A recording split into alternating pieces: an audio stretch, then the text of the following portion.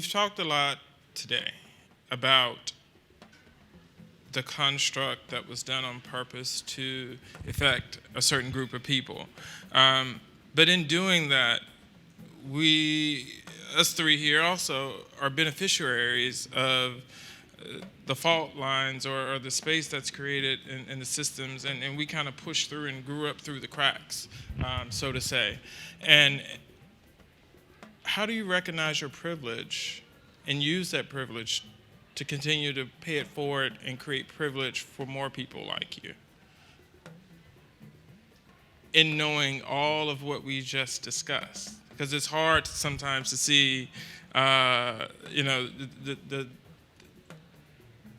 sun because of the clouds, right? But knowing that the sun is there, we keep pushing, we keep growing, and we keep inspiring, right? So help me understand what you do to recognize your privilege and be able to pay it forward amidst the storm that you fight on a daily basis, microaggressions, oppression, so on and so on. So in, I think it's podcast number 1, Nicole Hannah-Jones talks about her family home. They flew a flag out front that was pristine. Dad changed it if it got the slightest blemish. But meanwhile, the house had paint chipping. The railing was falling down. So you can see the parallel between the condition of the flag and the home.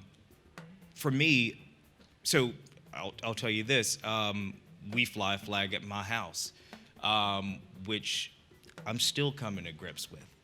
But for me, America, it really is an ideal. It's something to aspire to.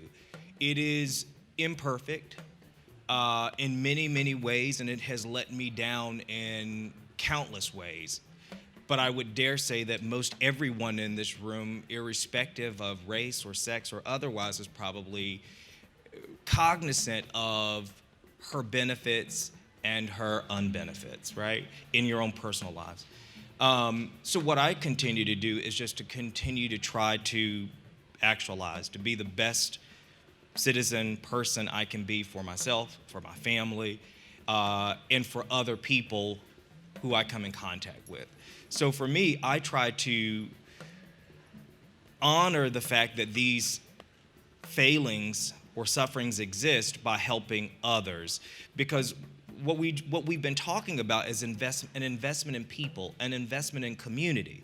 So if we recognize that there are granular things that we can do in our own microcosms to actually push that forward. So what I'm focused on is finding ways to do just that. Wow. I would say, at least for me,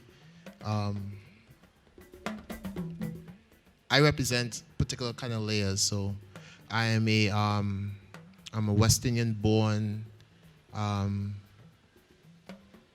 person of African descent, living in the African American experience, who identifies as heterosexual, right?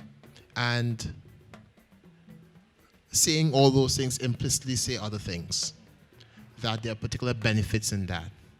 So one of the ways in which people try to dismantle affirmative action was, especially interestingly enough, with the papers of Thomas Sowell, who was saying, well, look at these West Indian Americans, look at these West Indians who are doing better than African Americans, and so the race is not an issue for African Americans. So we should just roll back all these protections, right? But a lot of people who are coming from spaces like I'm coming from, are coming from middle class spaces. And oftentimes comparisons are being made with African Americans who are not middle class. And so that's an unfair comparison. So one, speaking power towards African Americans whose roots are in the South, whose roots are in American slavery, and championing their rights. As someone who enters spaces where oftentimes they are left out of, even though I am black, right? And I always encourage my African immigrants colleagues to do the same. So that's one. As a man, and this is not to score points or anything like that. Our sisters are far more competent than we like to let on. And so we have to, I know my sister is here, so not that I was saying that because she can cook real good or anything like that, but she can. But I'm saying it in the sense that oftentimes being able to step out and get out of our own way and recognize that our sisters have been carrying the movement of liberation from the time we set foot on this land. Whether it was in slave revolts, whether it was in the civil rights, and we could rattle off the names from Ella Baker to Septima Clark to Rosa Parks to Dorothy Hyde, Fannie Lou Hamer. We could rattle off the names, right? Even in the Black Panther Party, right? It was women that was leading the Free Breakfast Club that the American government now uses, right? It was women. So they're the organizers. They're more economically, they have it together. Let's put it that way. So as a man, like, we have to, when we punch these holes or this space, or we punch through the barrier, right? We can't just think of ourselves as the only person. We have to elevate our sisters and get out of the way. And finally, right, one of the other things that I want to speak about as a seeing a heterosexual male is that we had one of the most brilliant organizers through the civil rights movement. His name was Bernard Rustin. And the main reason why we don't hear about Bernard Rustin is because he was gay.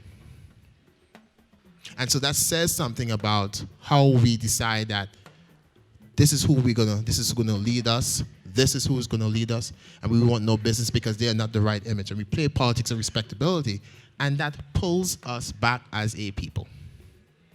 And so when you are in a position of privilege, such as I, the limited privilege, because there are layers to this or levels to this who said this? Jay-Z? I think Jay-Z said that. There's levels to this? Right. So I've only had that. He said that? And I ain't quoting him. I'm not quoting Drake. I'm sorry. No disrespect. But there's levels to this. So yes, there's white privilege, but even within our community, there's privilege within our community that we have to recognize, and we have to recognize that those who can lead, let them lead and stand out of their way and give them as much support. Be the ultimate follower and servant to the people who are destined to lead.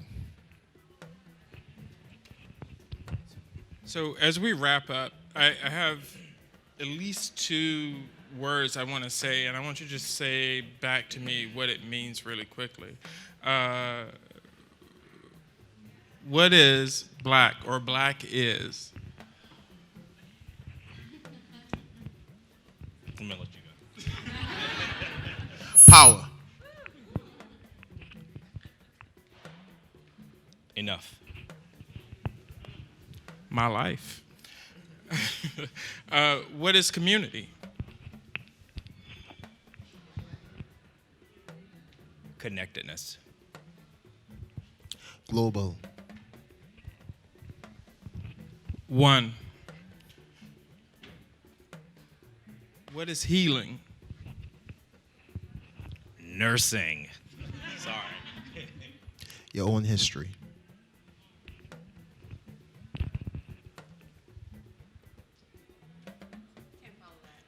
I know. Give it up. I'll leave it alone. So I'll close on that note, as we have about a minute and 30 seconds left. I just want to thank. It's over.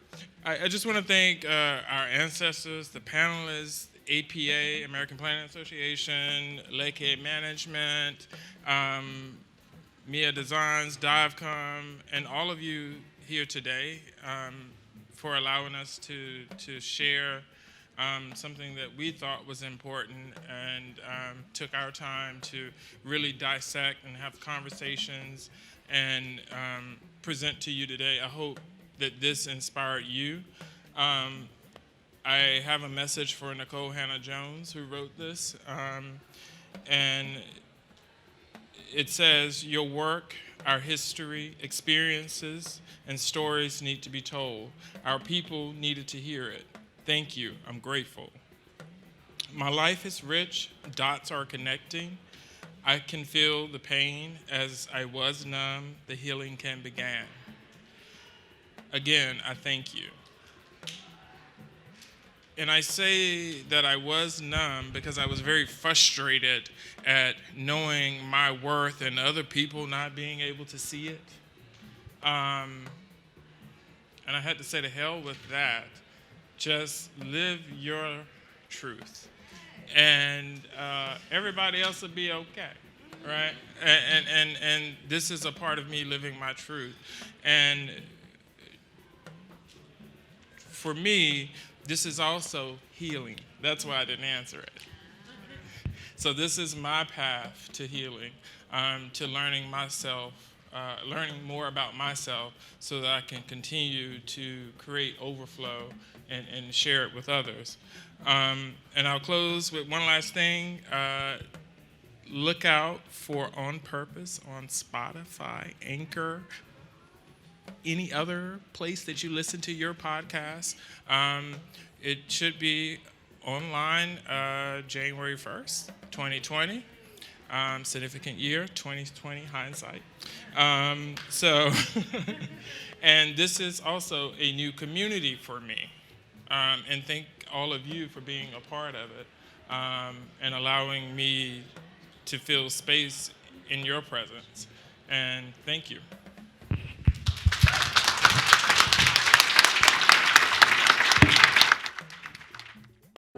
Check what one you know, man.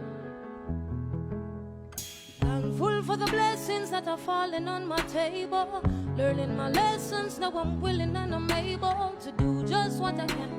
As humble as I am, working towards a goal, and we give thanks for helping hands. Pray for health and strength, a life, a length and peace of mind. Good people and good vibe, yes, we give thanks every time. In every single line, all when it no rhyme, we come for sing redemption songs for the people. Look at where we're coming from. Looking back at where the journey began, I really have to say that I'm strong, I'm strong. All praises to the Most High One. Look at where I'm coming from. Looking back at where the journey began,